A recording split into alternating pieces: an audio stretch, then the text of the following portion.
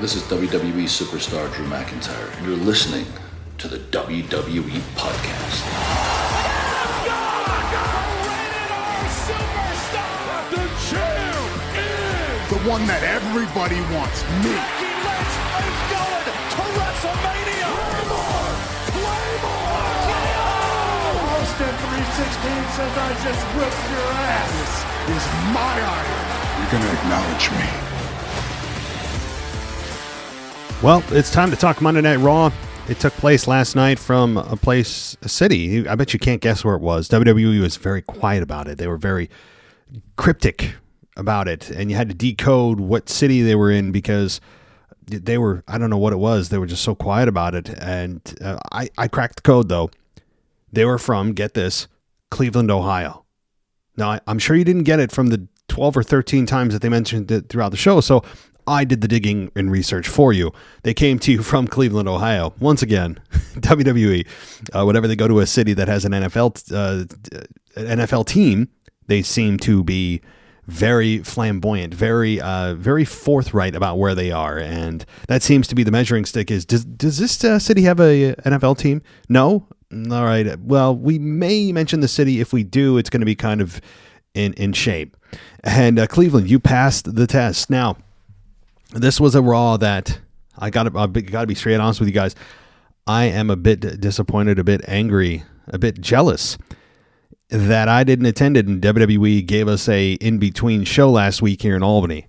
Not to say it was a bad show at all. I've already given my detailed thoughts on that, but it feels like we got that unfortunate timing of their creative where they took a week off, no big stars and that kind of thing, and this felt like a very big Raw. In fact, if you didn't catch it on Raw, they made it official that there's a Day 1 Monday Night Raw that's coming to you. So that Day 1 Monday Night Raw is going to be kind of their interim pay-per-view without calling it a pay-per-view in January. So that was something of note. They are doing a Day 1. It's just something that it's been demoted from its own PLE to a Monday Night Raw special. And that's fine with me because while I do still prefer a PLE, they need to wrap things up before they get to the Rumble. They have some things and loose ends they need to tie up. And, we got, though, a lot of progress towards the Royal Rumble itself this week as CM Punk has declared himself a part of the Royal Rumble. Cody Rhodes has done the same. It'll be very interesting to see how those two interact in the match itself. They have to cross paths, you would imagine. You would imagine they were also the Final Four. As part of the Final Four with LA Knight, CM Punk, and Cody Rhodes filling out 3 of the 4. So we will see what happens there. Very interesting final of Royal Rumble here and where things land. Now, somebody asked me on Twitter, what I think is going to happen with CM Punk at the Rumble, and honestly, I think someone's going to screw him out of the Rumble. I don't see CM Punk winning the Royal Rumble. It's not impossible, and I understand why he's a favorite. But to me, it's a spot for a younger guy.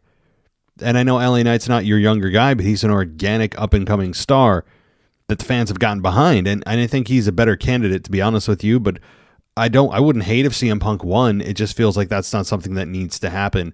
I feel like it's either Cody or Punk who are going to win the match based on just WrestleMania. I mean, when you look at it, Cody Rhodes is the favorite, the odds-on favorite to face Roman Reigns in part 2 of their series if The Rock doesn't come back. And also if Randy Orton doesn't take the belt from him at Royal Rumble. Again, that has not been made official yet either. We have to see as SmackDown progresses the next couple of weeks if they actually go that road of officially making Randy Orton and Roman Reigns. So that's going to be interesting as well. And just so much cool stuff. Even the match this week with Shinsuke and Cody, really enjoyed that. Really enjoying Shinsuke's continued development and his backstage promos and all of his now kind of anime that they've done with Shinsuke Nakamura in his videos that have been a really nice touch. And the match again with Cody, as expected, was very good. Shinsuke not caring about winning, using the red mist and getting himself disqualified, but he doesn't care. He's there to inflict pain. And then doing the Kinshasa while he's blinded. I mean, it's all really good stuff here. A great way to get more heat on Shinsuke and make fans care about this match when they otherwise would just look at this as a filler match. And it's still a filler match, but they need to disguise it as one that's not. And there's no titles on the line, but there's absolutely no way, and I mean no way, see what I did there, that Cody Rhodes is going to lose this program, especially given how much they have in store for Cody at WrestleMania. So, also on a side note, I put this out on Twitter. I'm not the first one. I just copied somebody else. But there was some kind of award show, or maybe it wasn't an award show. I'm not sure. But John Cena and MJF met. I know Chris Van Vliet was there. They didn't do an interview with them, but they had a conversation on some kind of red carpet event. And I'm looking at it, and two things struck me. Number one, compared to John Cena, how short MJF is. And number two, I would empty my bank account for the promos alone, even if they never even had a match. If John Cena and MJF went face to face on the mic, just here's my bank account number, here's my routing number. I mean, I'll just hand it to you, because to me, if John Cena is in serious mode with MJF and he's not being Mr. Comedian, which he's always been god awful at, you have potentially one of the best promo segments in the history of professional wrestling if it's allowed to breathe for 10-15 minutes. It's the two best of our generation. And of course, that's a subjective statement. A lot of you have others that you feel are better, and that's fine. My opinion, the best two on the microphone of this generation are MJF and John Cena, when John Cena's in serious mode. And when really, to be honest, when MJF's in serious mode, I've seen him get a little bit hokey jokey over at AEW with his babyface run. But that to me would be the ultimate promo battle. And I don't know if it'll ever happen, but at least John Cena, I would think that he got in the ear of MJF and said, you want to make it yourself, you want to make it big time, come over here, come to WWE. There's nobody that promotes WWE more and more respectfully and have more weight behind their words than John Cena does. So just some food for thought. Of course, nothing really to do with Monday Night Raw here, but I wanted to point that out. Now, as far as Monday Night Raw went, I talked a little bit about Shinsuke and a little bit about Cody Rhodes, but let's talk a little bit more. Of course, that big moment with Seth and Rollins, we'll get there. Let's talk about the beginning of Monday Night Raw. It opened with none other than Mr. Yeet himself, Jey Uso. He had a Yeet shirt on. He welcomed viewers to Raw. Do I need to say more? How is no one else complaining about this? Welcoming us to Raw. Why? It's ridiculous. Okay, but he welcomed us to Raw, and he said he had Yeet back, and he's excited about that one. Smart move by WWE. The only move by WWE really was that, because if they had let Yeet slip through their fingers and not want to pay the copyright to Yeet, they would have been idiots. I mean, that would have been leaving so much money on the table. With the Yeet movement being it's on fire right now. They will more than make back what they had to pay for the copyright of Yeet in probably a few weeks with the sale of t-shirts. So just my thought. But Jay said he's happy to have CM Punk back and wished Sami Zayn well in his recovery from his injury, as Drew McIntyre injured his knee. Jay started to address McIntyre, attacking him, but McIntyre's entrance interrupted, and McIntyre came out and said, enough of the ass kissing. McIntyre said Nick Aldis can have CM Punk on SmackDown. He didn't want Punk on Raw because he will destroy the locker room from the inside out. And McIntyre said he's one of the only people who traveled the world with Punk and knows what he's like. And he actually taunted the people and said, do you know him personally?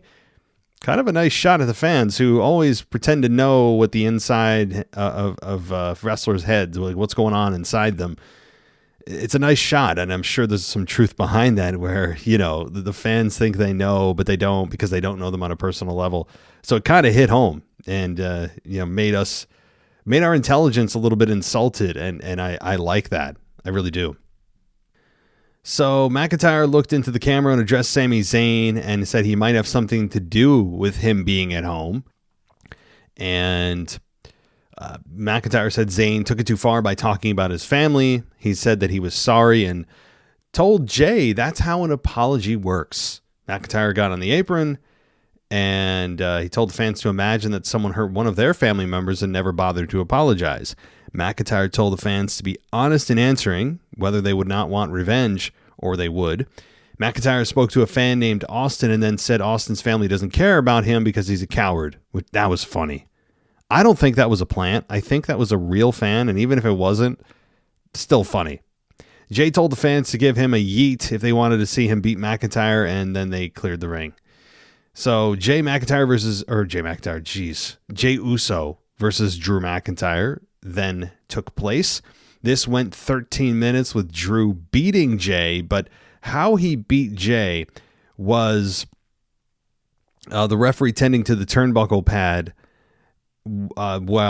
because of McIntyre, who took it off. And then while the referee was fixing the turnbuckle pad, McIntyre gouged the eye of Jey, and then McIntyre hit the Claymore kick and got the victory. And Cole said it's not the McIntyre he knows, and he'll do anything it takes. And Barrett said that McIntyre went off the deep end due to the actions of people such as Jey. This was really good, really good. It protects Jey just fine. I know that many people believe he should be shot to the main event right now and stay there. I'm okay with him not being there yet, but last week certainly made a case for it. And Drew McIntyre is needing more of heat, and he continues to get that. And this week, doing what he did with kind of an old school move as a heel, it's wonderful. And seeing him poke the eye was brilliant. How many times have you seen an eye poke end a match? Now, I know the Claymore did, but an eye poke to be the setup for the finish. That's been a long time. Eye pokes still work. Raking of the eyes still works. All these things that are unfortunately have gone by the wayside because there's no selling anymore, and everything is just high flying, no selling. Who can do the craziest move and the craziest kick out, and instead they just slow it down and sometimes bring it back to basics. And this was a nice, fun finish to this match. It protected Jey and also makes you want to see Jey get revenge on Drew. It adds another wrinkle to Drew's heel turn, solidifies it even further with his tactics to win a match. I'm sure the next thing he'll do maybe is a low blow. That I'm sure is coming as well, or a foreign object. And I'm here for it, man. Bring on a heel Drew. This is going to be a lot of fun. And I think if he is involved in some kind of triple threat for the world title involving Jey and Seth at Royal Rumble, if they are, it's not official yet, then I would imagine that that's going to be a very heavy favorite in Drew's corner. All right. What we got next? So, let's see. We got Nakamura saying Cody's weakness is that he strives for the admiration of others and said he freed himself from that burden long ago.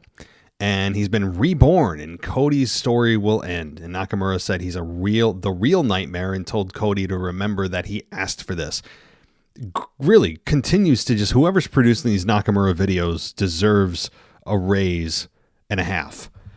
They have really rebirthed, as Shinsuke said, they have really rebirthed his character. And credit to Shinsuke as well. But let's be honest, Shinsuke wouldn't be able to do what he's doing without the production team, because he can't communicate clearly in English. But honestly, I don't even know if I had the choice now.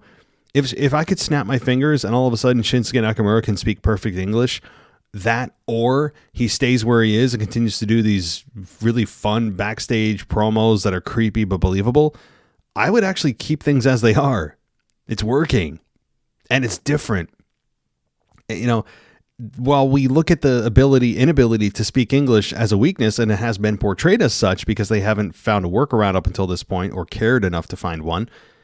Now who else is doing this? Right? Like no one else on Raw has these type of promos.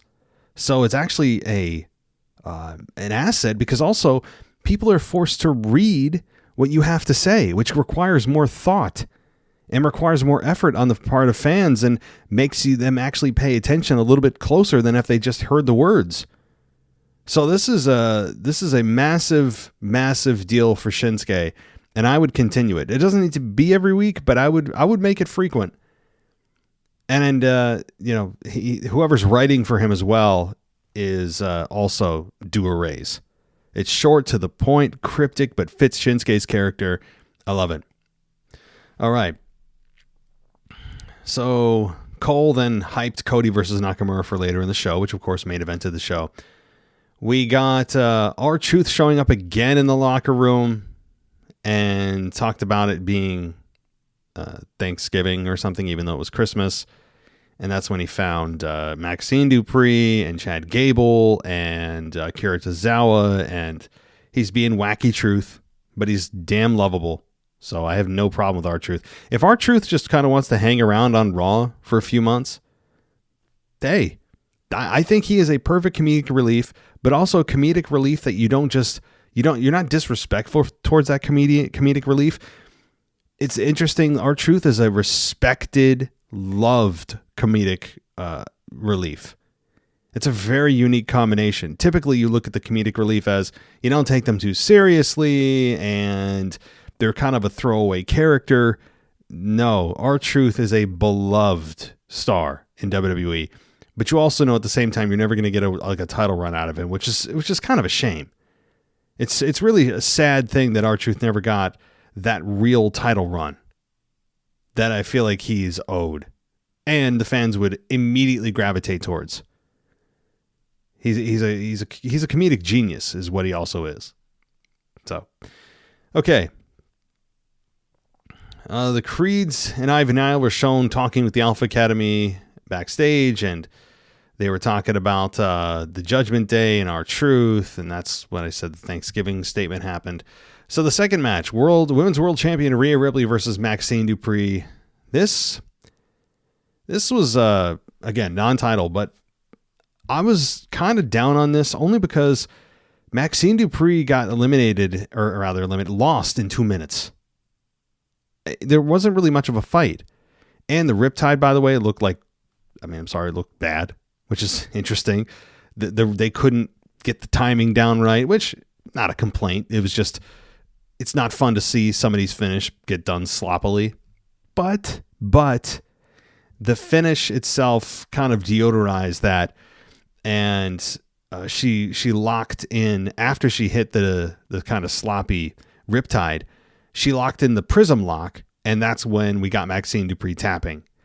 So this kind of was disappointing, if only from the perspective of Maxxine Dupri actually looked good, for several weeks in a row, and she gets just totally trampled by Rhea Ripley.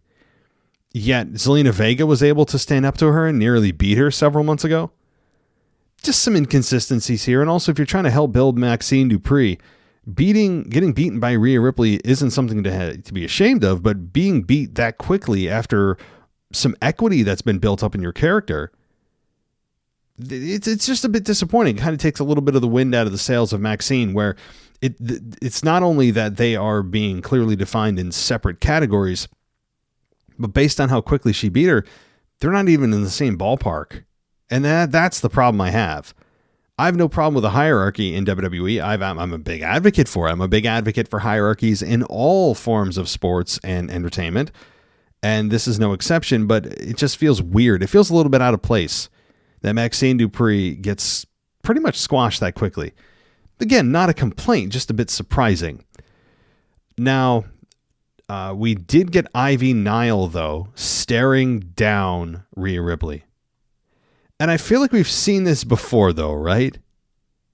Does it not feel like it's Zoe Stark all over again? I mean, if you put Zoe Stark and Ivy Nile next to each other, I mean, I know they don't look super alike, but kind of that short athletic build. They have similar features physically. They both don't talk a whole lot. And it feels just kind of like Zoe Stark 2.0 when it comes to Rhea Ripley. And I'm still waiting. Since WrestleMania, when Rhea Ripley beat Charlotte for the women's world title, who exactly has she faced that you could look at and go, man, oh man, finally a star is going to take the belt from her. We've got big star power. Zelina Vega, Natalya, Raquel Rodriguez. Who is that person? Who? Bianca Belair hasn't said a peep. I know she's on a different brand, but they teased that the Monday Night Raw after WrestleMania this year and never happened. They never and haven't yet gotten to Becky Lynch. They're clearly saving that for a rainy day, or rather a bigger stage, I should say. So Rhea Ripley has had a bit of a not disappointing run as champion, but one that I feel like could get a lot more attention instead of her constantly focusing on Judgment Day stuff. I feel like the focus should be like 80% on her own career and her own reign and helping elevate new talent, which they're doing, but also at the same time, you need to throw in a big star every now and then for her title defenses, and they just haven't done that yet. So that's what I'm waiting for. And I feel like the main focus should now shift to her title. All right. We then let's see. We then got let's see. I'm losing my place here, guys. Oh, Punk coming out after Pierce introduced him and loud CM Punk chants.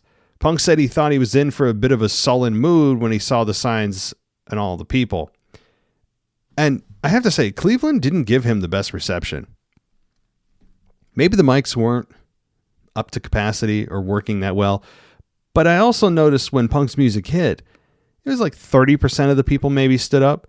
You can tell when a big star is on the show when they do that camera angle that spans the whole crowd when the entrance is going on, because it shows the reaction that particular star is getting.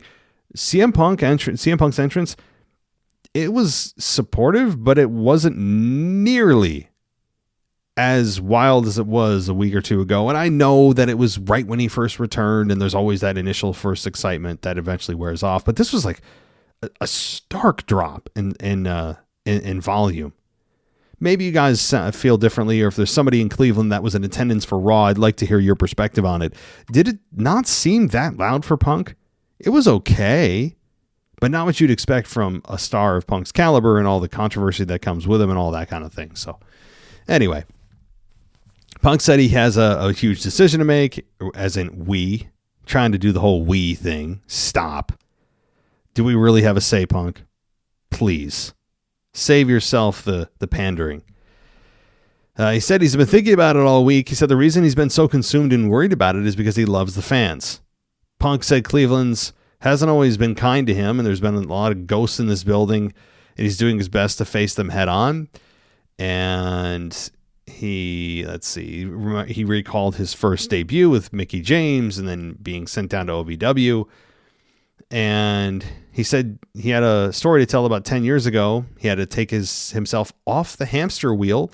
And he said it was the hardest decision of his life, and he doesn't regret it. But he spoke about disappointing the fans who paid to see him that day. And he said he apologized.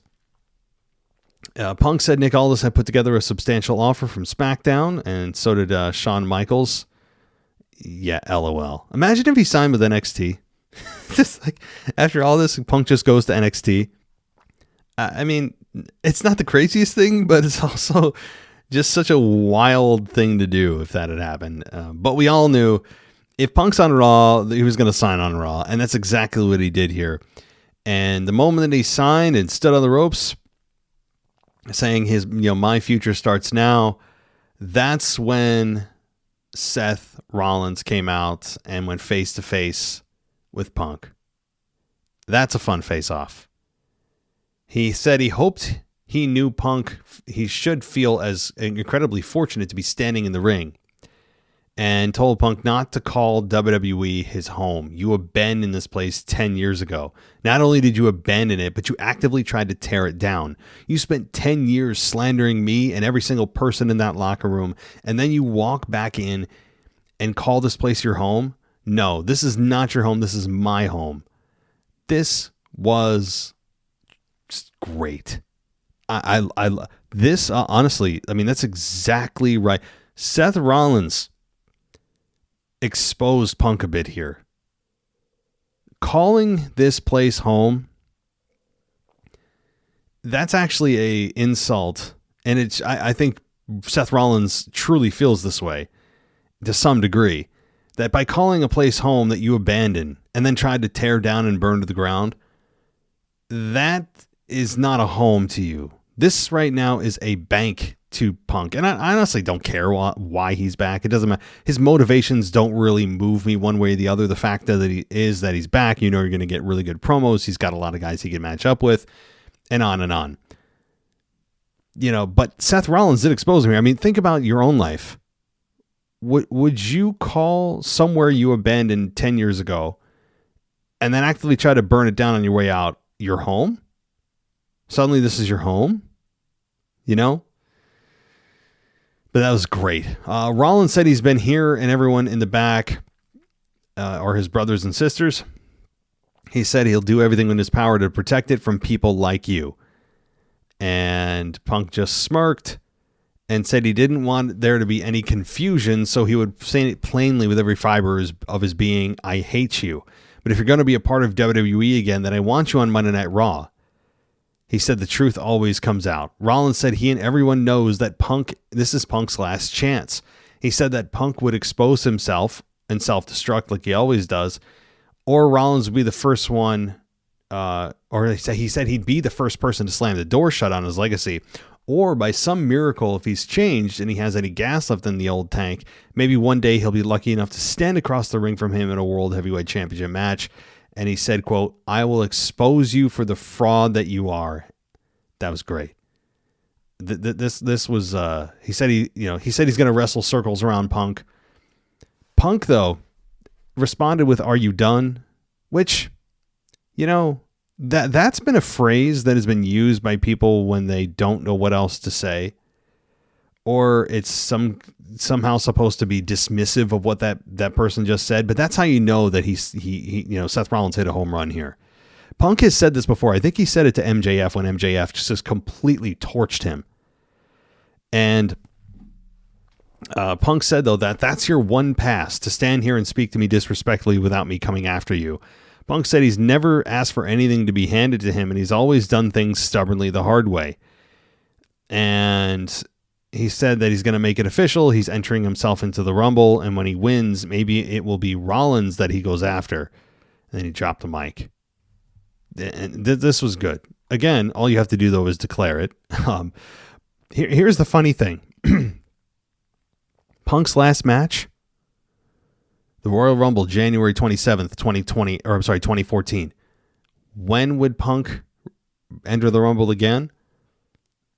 January 27th, 2024. Exactly 10 years to the day. Weird, right?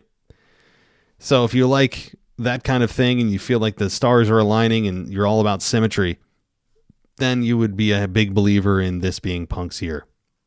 Again, a lot of time to speculate. I'm not saying Punk won't win, but I think the argument is a little bit stronger for him to not win than win.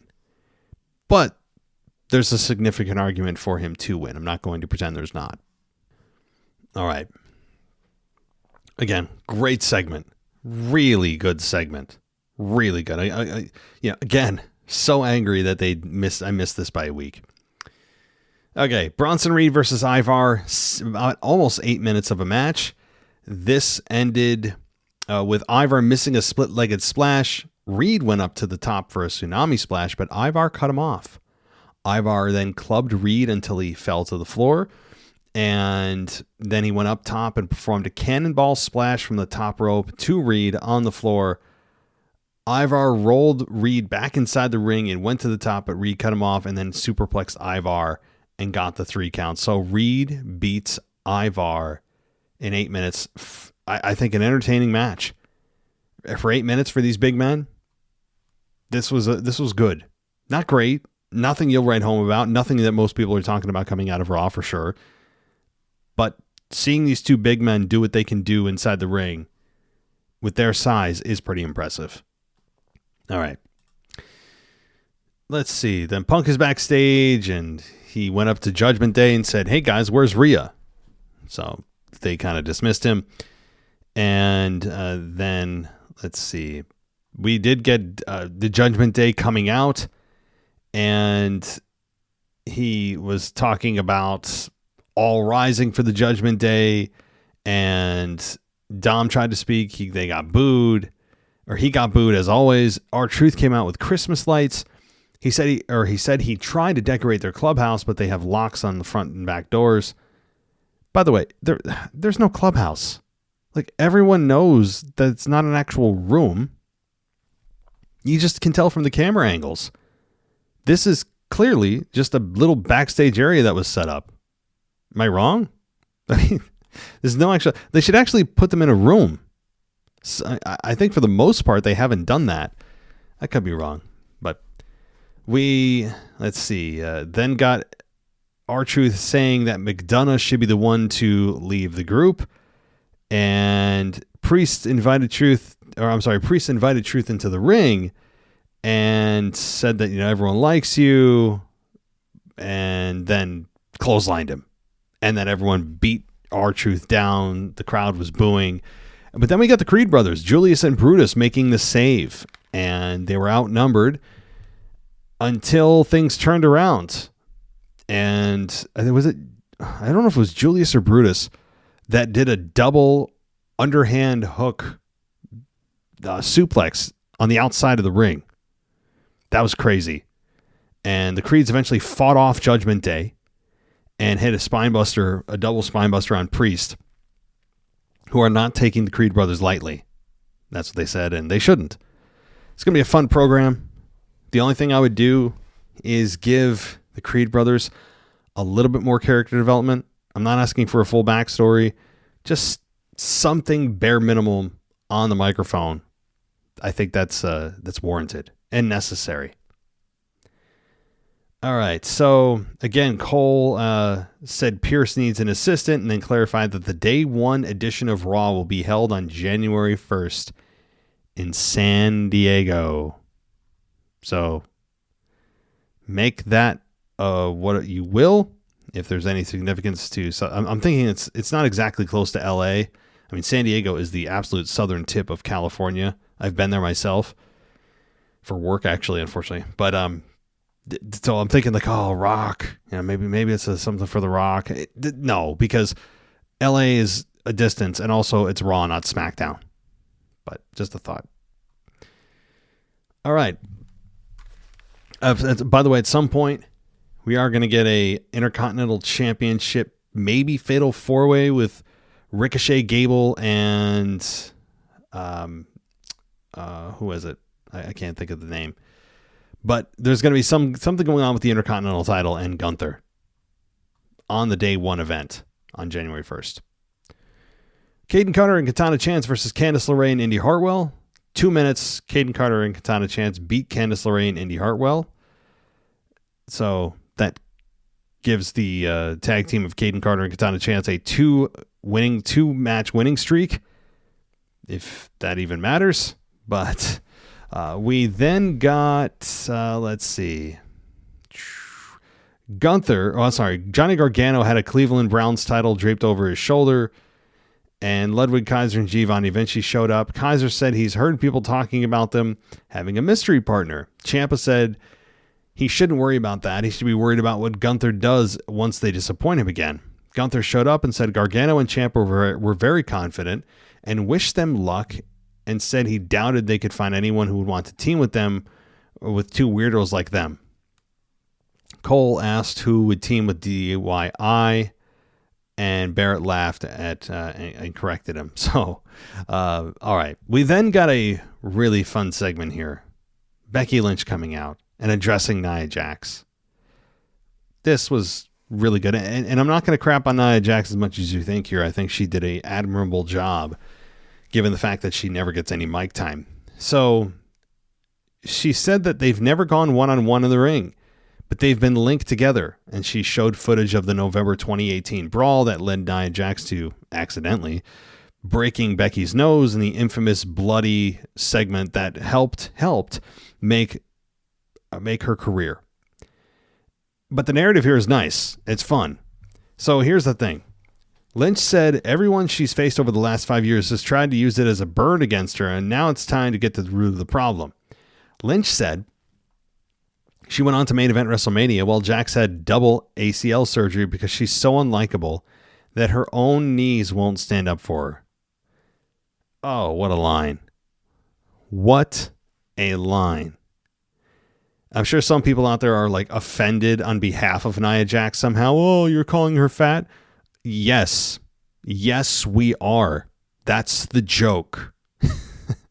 Like, okay. I mean, they make fun of, how many times have you seen even Kevin Owens with remember the Randy Orton, Kevin Owens program? Vince was still in charge at the time, and Randy was alluding to Kevin Owens' weight. How often do we see Otis get made fun of for having, a wiggly jiggly belly? And suddenly when it comes to Nia Jax, it's off limits. Oh, you can't even, indirectly address her weight. Oh, no, yes, I can. And that was a fat joke. Well done, Becky Lynch. Well done. Not that I am an advocate of insulting people randomly, but if you're a public figure, you put yourself in the position to be publicly criticized. If you don't want to be publicly criticized, then don't be a public figure. Case closed. That's not to say you should dig into the private lives of people, even public figures. But if they offer up things on camera or via social media that are for public consumption, and suddenly you have an opinion about it or make a joke about it, then you should be able to make a joke about it. But too often it's, well, no, you should have a certain opinion about it, right? There are certain things, you can't joke about that. Anyway, going off topic. That was a great line by Lynch. Probably the match, the line of the night to me. Even more so than Seth's, telling Punk not to call WWE his home. That also was really good. So the couple, Becky and Seth, both had very good nights on the microphone. Very good. But Nia Jax came out and Jax said she's not fired anymore, alluding to her being fired for 2 years. I'm right here in front of you, better than ever. She added that the punch that Lynch had shown was just a lucky swing and she didn't get all of it. And talked about what would happen if she did hit her full force. Then what? Jax said it's a full contact sport and asked what Lynch expected. And Lynch said she would expect nothing less. And she said Jax has broken bones and perhaps even ended some careers. And Jax said that it's ironic that Lynch has her to thank for her career. Again, Lynch going after the common criticism of Nia of injuring everyone she works with. That's a bit of a broad overstatement. I don't agree with that. She hasn't injured everyone she's been in the ring with. And also, some of the injuries that occurred during the Nia Jax matches were not Nia Jax's fault. She just is a kind of collateral damage, a collateral damage object, if you will, in that scenario. Because previously to that, she had injured people that were her fault. So anytime anybody gets injured in a Nia Jax match, people automatically are going to point at Nia Jax. But I think that's unfair until we see, the footage, which unfortunately is going to happen again. I mean, let's just be fair. Nia Jax, because of her size, it's just going to happen with timing being different and her size. She's like 3 times the size of most of her opponents. So it's just inevitable, unfortunately. But credit to Nia Jax here. Nia Jax did a nice job being kind of that off-putting heel that believes that she's the one that helped build Becky Lynch's career. And that's not really the case, though. That just added some fuel to the fire. I think Becky Lynch would still be where she's at, even if Nia Jax didn't break her nose. So because people were behind Becky even before that. And to be fair, that punch also cost us Becky Lynch versus Ronda Rousey when it was actually a match that people really wanted to see. So that was a massive disappointment for me that we never got to see that one-on-one. Think about that. If Ronda Rousey never returns to WWE, I think she will probably at some point, but if she never does, think about this. In her run, her 2 runs, we never got to see Becky and Ronda one-on-one. Think about that. It's infuriating. All right. So Lynch told Jax to shut the hell up. And Lynch said she came to Cleveland looking for a fight and then tossed the mic down. And then Jax said, "You need this a lot more than I do." That's a great line too. Jax did a nice job delivering her lines and being the heel that you just want to see someone shut up. So I really have no criticism on Nia this week. I don't. In fact, I think she did a much better job than she usually does on the microphone. So good stuff. This is something that I didn't think I wanted, was Becky Lynch and Nia, but now I do. Okay. We then got Miz, Johnny Gargano, and Tommaso Ciampa versus Imperium. This match ended in 10 minutes. Kind of a quick match for such a long one. But this, to me, was a pure wrestling match, right? The Miz being the partner of Gargano and Ciampa was a bit surprising, but it makes sense given that Miz's position is one in which he didn't make the Hulu cut, and he has kind of fallen out of relevancy after the Intercontinental Championship match losing it against Gunther. So, but the babyfaces beat Imperium, and it happened when Gunther reached to his corner and tagged Vinci, who hit a top rope elbow on the Miz to break the hold, and Miz came back and put Vinci down with a skull-crushing finale and got the victory.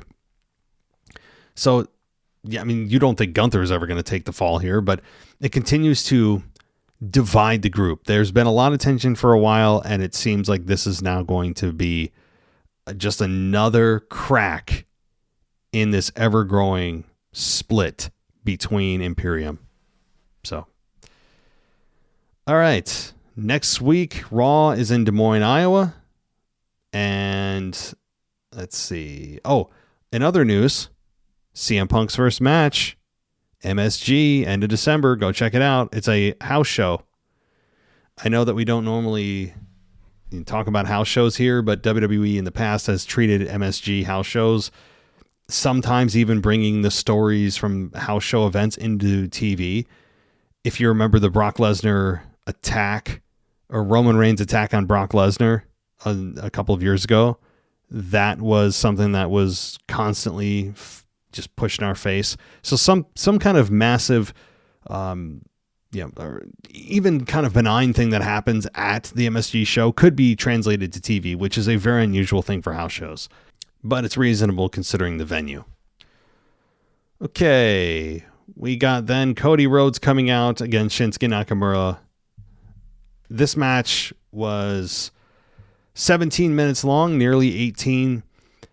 And this ended with a disqualification. After Cody was about to set up Shinsuke for the Crossroads, we got the mist sprayed in the face of Cody and the referee ringing the bell, disqualification.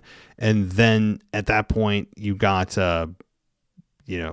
a beatdown of Cody and the Creed brothers coming out. Nakamura exits the ring, and we have Cody in the middle of the ring. He's trying to be helped with a bottle of water to douse his eyes with. A good main event here. I enjoyed this one. I feel like the 3 hours didn't get as clogged up as sometimes they normally do, and Cleveland, Ohio got a pretty darn good Monday Night Raw. One that, yeah, I'm very jealous.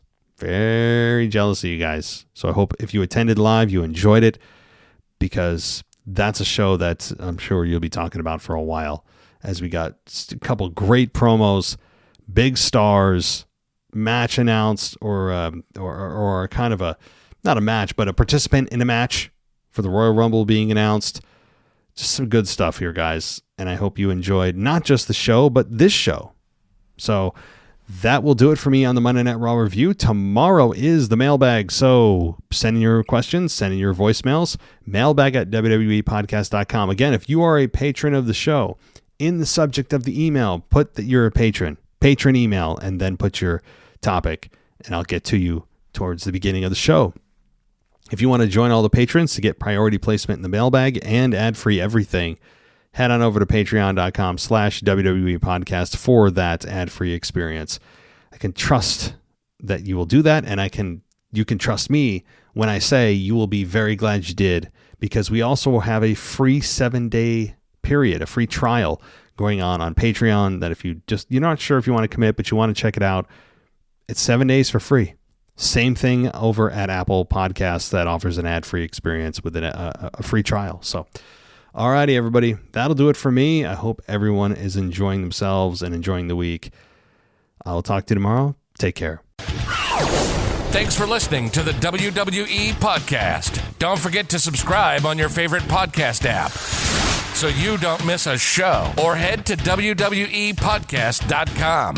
And for all of these shows ad-free, head over to patreon.com/WWE Podcast. Until then, we'll see you next time.